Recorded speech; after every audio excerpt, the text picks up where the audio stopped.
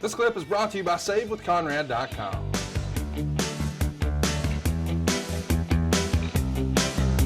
Here we go. Psych out, but no one's ever been able to do that before. I tell you, he's a master of psyching somebody else, giving people 1 week, talking about Dusty Rhodes, give me 1 week. Nobody tells me to give it 1 week or anything I do anywhere around the country where I'm doing. Ric Flair comes out here, and on Sunday comes out in front of all these people here and entertains them like he just nobody's business. Comes out here. What's causing all this? Talk about riding Space Mountain, talking about what kind of man he is, talking about everything but him beating Ronnie Garvin. That's the only thing he ain't talking about. He ain't talking about Ronnie Garvin and knocking him out with one punch. He ain't talking about Dusty Rhodes putting a figure 4 on him, laying down. He just talking about things, about jewelry, about everything. Whatever you don't want to hear, get your fat ass, get out of here. If you don't want to hear it, yeah, that's good. Excuse me, Tommy, you might have to edit that just a little bit. Anyway, you know, I get just a little flustered sometimes. So, Ric Flair, you get ready for it. Tully Blanchard, you get ready for it. And Ian Anderson, I'm going to break your leg like I did your cousins before it's all over. You can have it. It's ready. It's time. It's going to happen, baby. Dusty Rhodes, the American Dream with Baby Doll. We are coming right back. Chat me up, Tony. Tell me about that lady in the crowd. Two ladies. Older ladies. Oh, here we go. Jim Cornette. We'll be right back. Manager of the Midnight Express. Do you think I'm a complete idiot, Tony Schiavone? Do you think I'm a moron? I saw the Rock and Roll Express out here earlier carrying tennis rackets around.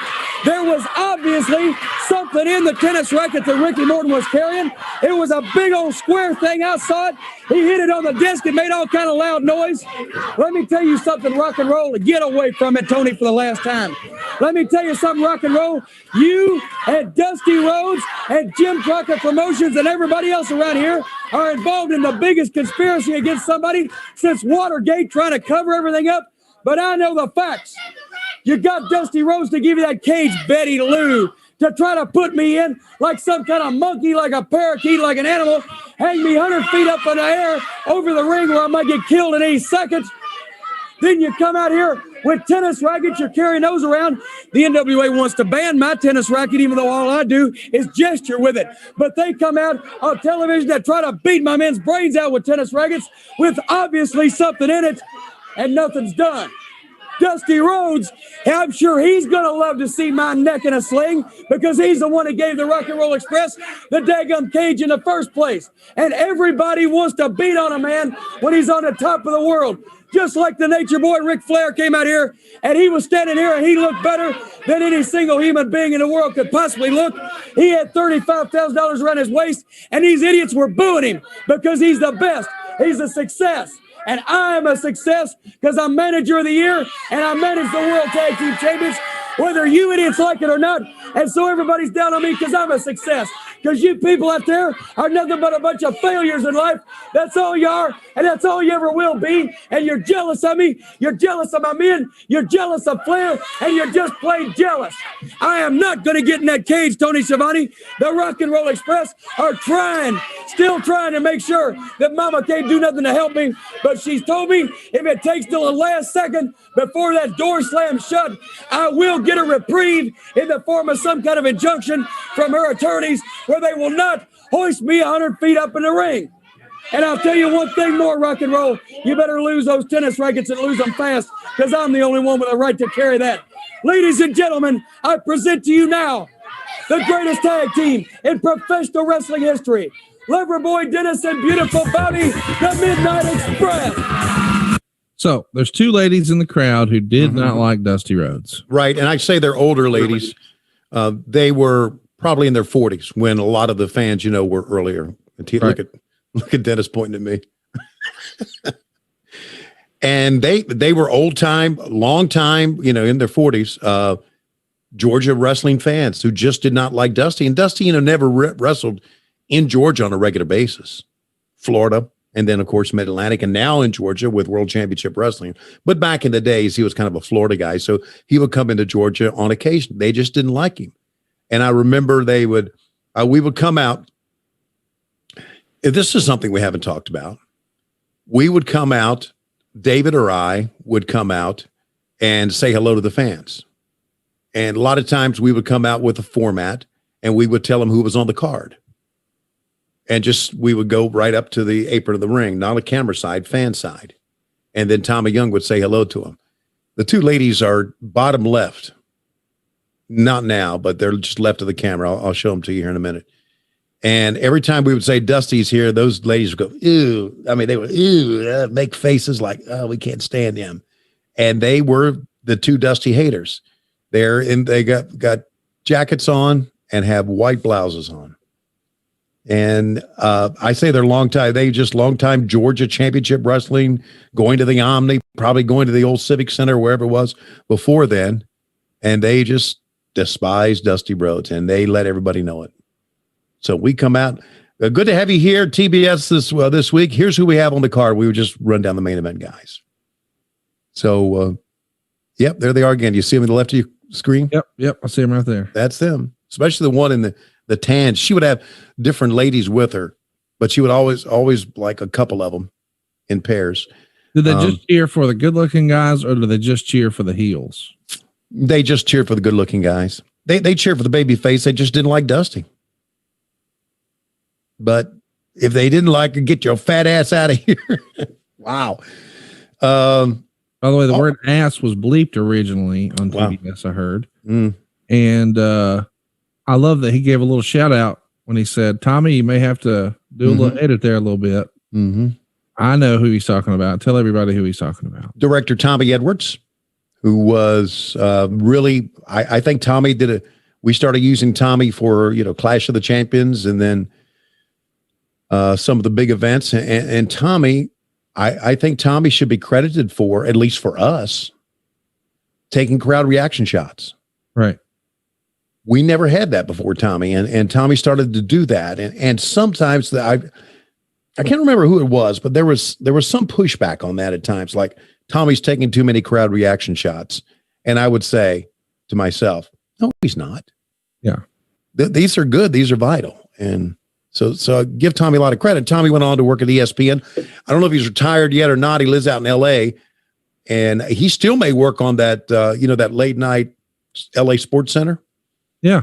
He still may be involved in that. I'm not sure. So good for Tommy. He's stayed in TV because he's a sharp guy. Also, I want to go back to that Jim Cornette interview. Yes, please. That is textbook talking people into the arena. Yes. That's why that interview right there that Jim Cornette did is how you get people pissed off to go see the matches because they want him to get his ass kicked. Tremendous. And that's why Cornette did Alabama Jam and should have got it paid as much as his athletes. By the way, it's also the reason Floyd Mayweather became the biggest draw of our generation because he knew how to play the heel. I love Dennis Condrey dragging the corpse over. Here, tag this other jobber in. I'm going to trip him and rub his face into the mat. My God, what a great bad guy Dennis Condrey was. Oh, man. And I know you've been looking at Jim Cornette's book. Let me ask you, and I've read most of it. I can't remember. Did Jim have any heat because of the money that he made with his I wouldn't think it would be Bobby. But I would think if anybody would be pissed off the money that Jim made because he didn't take the bumps, and he did take bumps. I mean, he did, do some things. It may have been Dennis. I don't think there was any heat between those three guys. Okay. All right. I think there may have been some pushback about, from Herd. Herd was saying, on our Herd interview we did over at adfreeshows.com, I told Jimmy, hey, he needed to get some bigger guys. If he wanted to make more money, he needed some bigger guys. But Herd did not see the Midnight Express as main eventers. And here's the thing. I think some of it is the packaging. Listen, if you could have got some stylists in here for these guys, get them some new gear, some new haircuts, the whole deal, maybe that could have been a little different. But you look at what the WWF was presenting at the time, and this looked Southern. But then if you could block that out and you just look at the actual ring work, well, this is better than anything on the other channel. That's for sure. I want to say something about Southern. I'm Southern, by the way. I'm born and raised in Alabama. I'm just thinking. I'm born and raised in Virginia, and I've lived all my life in the South with 1 year in Connecticut exception. Okay. All right. I'm from Jim Hurd to Eric Bischoff to NASCAR. Yeah. Okay. I'm tired of people saying, let's get out of the South and let's stop. You know, I know there's racial connotations to it. I get that. But living in the South is great. And the reason NASCAR is on its ass is because they alienated the people in the South, which is their original base. And Jim Hurd and Eric Bischoff both tried to do that out of the South. Eric got on me one time when I said, we are coming to the Lawrence Joel Coliseum, home of the Wake Forest Demon Deacons. And he said, nobody gives a shit about Wake Forest. You got to have Demon Deacons. Don't mention that shit. And I wanted to say, they're only ranked number 5 in the nation in college basketball. So I get so sick and tired of hearing people shit on the South because it's a wonderful life. Yeah, it is. I agree totally. We have the nicest people. Yeah, we have our problems. Everybody has their problems. Yeah. I hate when people do that Southern connotation. People, let's go to this. Hey, it's Conrad Thompson. Thanks for checking out the podcast here on YouTube. Be sure to hit the subscribe button and the notifications bell so you get a notice anytime we upload some new content. And go save yourself some money right now. If you're in a 30-year loan or you have credit card debt, it's not a matter of if I can save you money. It's a matter of how much. Find out right now for free at SaveWithConrad.com.